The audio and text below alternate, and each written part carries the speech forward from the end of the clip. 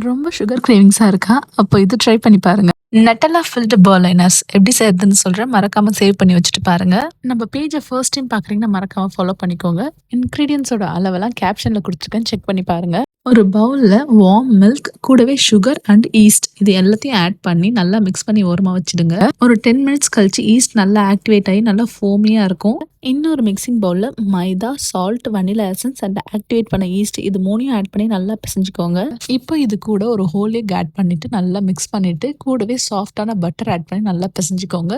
To பார்க்கறதுக்கு இவ்வளோ சாஃப்டா இருக்கணும். இப்போ இந்த டோவ அப்படியே க்ளோஸ் பண்ணி வச்சுட்டு 1 ஹவர் விட்டீங்கன்னா நல்லா ப்ரூஃப் ஆகி டபுள் த சைஸ் ஆகிடும். இப்போ இந்த டோவ பால் ஷேப் உருட்டிட்டு பட்டர் ஷீட்ல வச்சுட்டு ஒரு 30 மினிட்ஸ் நல்லா ப்ரூஃப் ஆகட்டும்.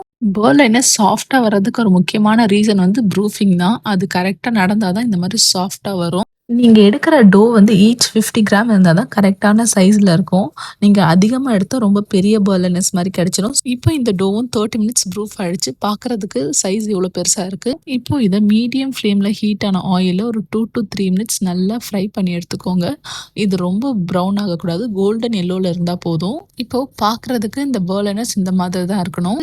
இப்போ பர்லனர்ஸ் நல்லா சூடு ஆறுனதுக்கப்புறம் ஸ்கியூர் வச்சு சென்டர்ல நல்லா கேப் கிரியேட் பண்ணிக்கோங்க. இதுல நட்டலா ஃபில் பண்ணிக்கோங்க. நான் இன்னைக்கு நட்டலா அண்ட் பிஸ்தாச்சியோ ஃபில்லிங் யூஸ் பண்ணியிருக்கேன். அவ்வளோதான், ரொம்ப ஈஸியான பர்லனர்ஸ் ரெடி. உங்களுக்கு இந்த ரெசிபியில் ஏதாச்சும் டவுட் இருந்தால் எனக்கு கமெண்ட்ல சொல்லுங்க.